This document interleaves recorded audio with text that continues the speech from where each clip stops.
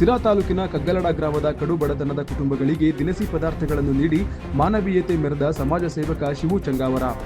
ಕಗ್ಗಲಡ ಗ್ರಾಮದ ಸ್ಥಳೀಯರೊಬ್ಬರ ಮಾಹಿತಿ ಮೇರೆಗೆ ನಮ್ಮ ತಂಡ ಸ್ಥಳಕ್ಕೆ ಭೇಟಿ ಕೊಟ್ಟು ಅಲ್ಲಿನ ಕೆಲ ಬಡ ಕುಟುಂಬಗಳ ಮನೆಯ ಪರಿಸ್ಥಿತಿ ಮನಗಂಡು ಅಲ್ಲಿನ ಸಂಪೂರ್ಣ ಚಿತ್ರಣವನ್ನು ಸಮಾಜ ಸೇವಕರಾದ ಚಂಗಾವರ ಶಿವರವರಿಗೆ ತಿಳಿಸಿದ ಬಳಿಕ ಖುದ್ದು ಅವರೇ ದಿನಸಿ ಪದಾರ್ಥಗಳ ಜೊತೆಗೆ ಬಡ ಕುಟುಂಬಗಳ ಮನೆಗೆ ಭೇಟಿ ಕೊಡಲು ನಿರ್ಧರಿಸಿದರು.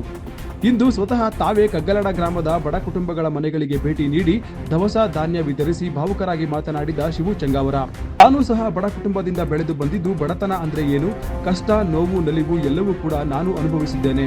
ನಾನು ಸಹ ಗುಡಿಸಲಲ್ಲಿ ಹುಟ್ಟಿ ಬೆಳೆದಿದ್ದು ತುಂಬಾ ಕಷ್ಟಗಳನ್ನು ಅನುಭವಿಸಿದ್ದೇನೆ.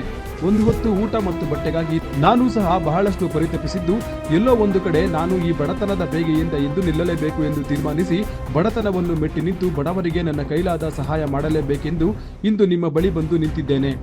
ಇಂತಹ ಕಾಲಮಾನದಲ್ಲೂ ಕೂಡ ಇನ್ನೂ ಬಡತನ ನಿರ್ಮೂಲನೆ ಆಗಿಲ್ಲದಿರುವುದು ಶೋಚನೀಯ.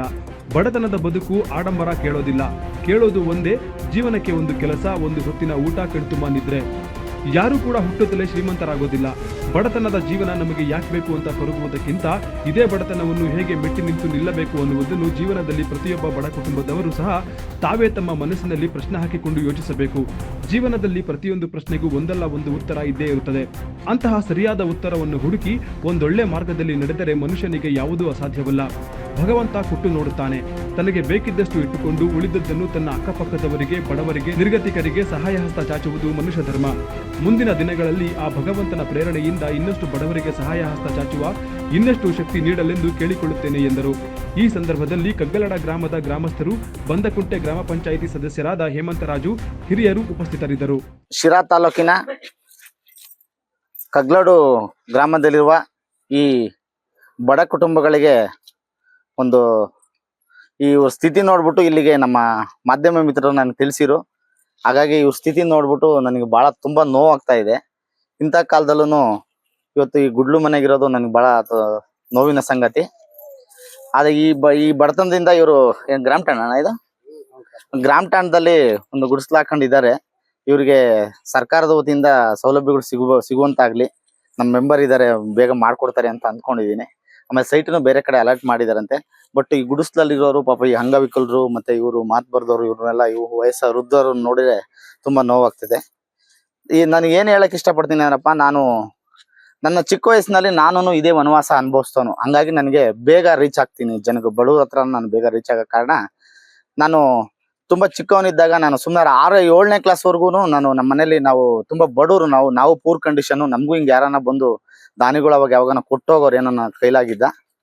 ಆ ಪರಿಸ್ಥಿತಿಯಲ್ಲಿ ಬೆಳೆದು ಗುಡಿಸ್ಲಲ್ಲೇ ಹುಟ್ಟಿ ನಾವು ಗುಡಿಸ್ಲಲ್ಲೇ ಇದ್ವಿ. ನಮ್ಮ ಮಳೆ ಬಂದ್ರೆ ನಮ್ಮ ತಂದೆ ತಾಯಿ ಕರೆಂಟ್ ಇರ್ತಿರ್ಲಿಲ್ಲ. ಮಳೆ ಗಾಳಿ ಇದ್ರೆ ನಮ್ಮ ತಂಗಿನೂ ನಾನು ಕೆಳಗೆ ಹಾಕೊಂಡು ಅವರು ಮೇಲೆ ಹಿಂಗೆ ಆ ಗೂಟಗಳನ್ನ ಇಟ್ಕೊಂಡು ನಿಂತ್ಕೊಂಡವ್ರು, ಅಂದ್ರೆ ಆರುತ್ತೆ ಅಂತ. ಈ ಪರಿಸ್ಥಿತಿಯಿಂದ ಬೆಳೆದಿರೋದ್ರಿಂದ ನಾವು ಈ ಬಡವ್ರ ಬಗ್ಗೆ ತುಂಬಾ ಕಾಳಜಿ. ಏನೋ ನಾವು ಭಗವಂತ ಇವತ್ತು ಚೆನ್ನಾಗಿಟ್ಟಿದ್ದಾನೆ. ಆ ಪರಿಸ್ಥಿತಿನಾಗೆ ಬೆಳೆದು ಬಂದಿರೋರು ನಾವು. ಆ ಬಂದ್ರು ಇವತ್ತು ಭಗವಂತ ಚೆನ್ನಾಗಿಟ್ಟಿದ್ದಾನೆ. ಅದಕ್ಕೆ ಇವತ್ತು ಈ ಬಡ ಕುಟುಂಬಗಳಿಗೆ ಒಂದು ದವಸ ಧಾನ್ಯ ಕೊಡುವುದರ ಮೂಲಕ ನನ್ನ ಕೈಲಾದ ಒಂದು ಅಳಿಲಿ ಸೇವೆ ಮಾಡಲು ನಾನು ಈ ಗ್ರಾಮಕ್ಕೆ ಬಂದಿದ್ದೀನಿ. ಈ ಗ್ರಾಮದಲ್ಲಿ ಇನ್ನ ಬಡವರು ಇದ್ದಾರೆ ಅಂತ ನನಗೆ ಸರಿ ಗೊತ್ತಿರ್ಲಿಲ್ಲ, ಮಾಹಿತಿ ಇರ್ಲಿಲ್ಲ. ಹಂಗಾಗಿ ಒಂದು 4-5 ಕುಟುಂಬಕ್ಕೆ ಒಂದು ಸಹಾಯ ಮಾಡಿದ್ದೀನಿ. ಮುಂದಿನ ದಿನಗಳಲ್ಲಿ ನಿಮ್ಗೂ ಯಾರು ಬಡವರು ಇದ್ದೀರಾ ಅವ್ರಿಗೆ ಸಹಾಯ ಮಾಡ್ತೀನಿ.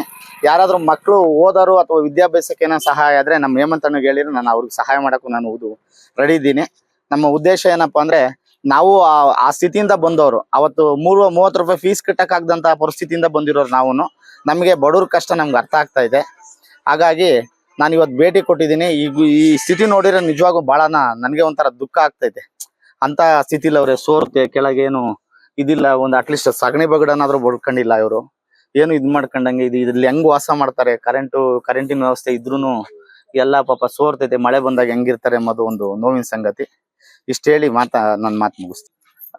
ಸರ್, ನಮ್ಮ ತರನೇ ಬೇರೆಯವ್ರು ಯಾರಾದ್ರೂ ಬಂದು ಇಲ್ಲಿ ಸಹಾಯ ಮಾಡಿದ್ರೆ ಒಳ್ಳೇದಾಗುತ್ತೆ ಸರ್. ಯಾಕೆಂದ್ರೆ ಈ ಬಡವರ ಈ ಸ್ಥಿತಿ ನೋಡ್ಬಿಟ್ರೆ ನಿಜವಾಗೂ ಒಂದು ಶೋಚನೆಯ ಸ್ಥಿತಿಲಿ ಇದ್ದಾರೆ ಇನ್ನೂ. ಇಂಥ ಕಾಲದಲ್ಲೂ ಇವತ್ತು ಗುಡಿಸಲು ಮುಕ್ತ ರಾಜ್ಯ ಮಾಡ್ತೀವಿ, ಅದ್ ಮಾಡ್ತೀವಿ, ಇದು ಮಾಡ್ತೀವಿ, ಎಲ್ಲ ನಮ್ಮ ಸರ್ಕಾರಗಳು ಸಹ ಹೇಳ್ತಿದಾವೆ. ಬಟ್ ಇಂಥ ನಿಜವಾದ ಒಂದು ಗುಡಿಸಲನ್ನ ಗುರುತಿಸ್ಬಿಟ್ಟು ನಮ್ಮ ಸರ್ಕಾರಗಳು ಮುಂದಿನ ದಿನಗಳಲ್ಲಿ ಒಳ್ಳೇದ್ ಮಾಡ್ಬೇಕು. ಯಾಕೆಂದ್ರೆ ಇಂಥ ಪರಿಸ್ಥಿತಿಗಿರೋರು ಇನ್ನೂ ನನ್ನ ತರನೇ ಬೇರೆಯವ್ರು ಯಾರನ್ನ ಬಂದು ಇವ್ರಿಗೊಂದು ಸಹಾಯ ಮಾಡಿದ್ರೆ ಇವ್ರಿಗೊಂದು ಅಟ್ಲೀಸ್ಟ್ ಒಂದು ಹೊತ್ತಿನ ಊಟನಾದ್ರೂ ಅವ್ರಿಗೆ ಹೊಟ್ಟೆ ತುಂಬುತ್ತೆ ಅಂತ ನಾನು ಅಂದ್ಕೊಂಡಿದ್ದೀನಿ ಸರ್.